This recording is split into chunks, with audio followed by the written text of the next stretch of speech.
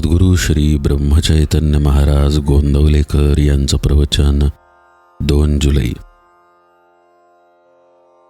गुरुसेवा करणे म्हणजे काय? साधनाची आटाआटी कुठपर्यंत करायची?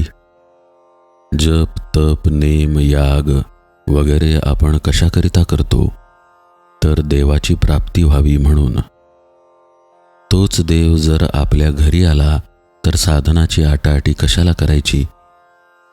म्हणून साधनाची आटाआटी करण्याचे कारण नाही, नाहीतर त्याचाच अभिमान होतो आणि मिळवायचे ते बाजूलाच राहून उलट तोटा होतो.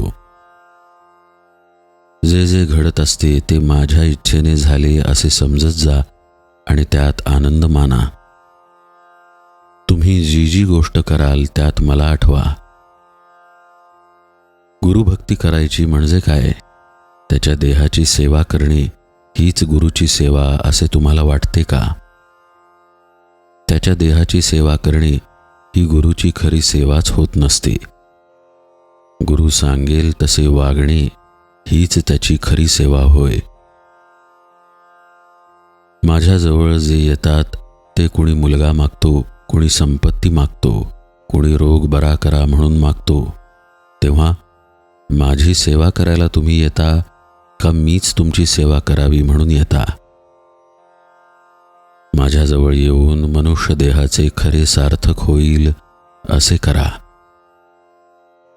तुम्ही मागाल त्याप्रमाणे मी थोडेसे देणार नाही असे नाही, पण ते काढा घेण्याकरिता गुळाचा खडा देण्यासारखे आहे.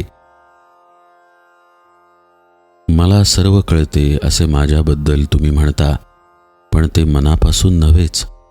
कारण ज्याला असे खरोखर वाटत असेल त्याच्या हातून पापकर्म होणारच नाही. ज्याची वृत्ती माझ्याशी एकरूप होईल त्यालाच कळेल की मला सर्व कळते आहे. गुरुला अनन्य शरण जाणे म्हणजे इतके की त्याचे मन आणि आपले मन एक झाले पाहिजे. म्हणजे दैववशात जरी आपण गुरुपासून दूर असलो तरी मनाने त्याच्याशी संलग्न असल्यावर त्याच्या पाशीच असू. आपण आपल्या आईशी जसे बोलतो तसे माझ्यापाशी बोलावे. आपले सर्व दुःख मला सांगत जावे. तुम्ही इतके कष्ट घेऊन मला भेटायला येता, पण तुम्हाला रिकामे परत जाताना पाहून मला फार वाईट वाटते. माझ्याजवळ जे आहे ते व्यावहारिक जगात कुठेही तुम्हाला मिळायचे नाही. ते म्हणजे भगवंताच्या नामाचे प्रेम होय. सगळ्या प्रपंचात खरी विश्रांती असेल तर ती नामस्मरणातच आहे.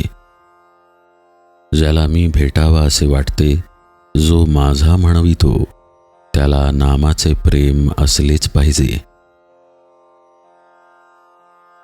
नामावर प्रेम करणे म्हणजेच माझ्यावर प्रेम करणे. जानकी जीवन स्मरण जय जय राम.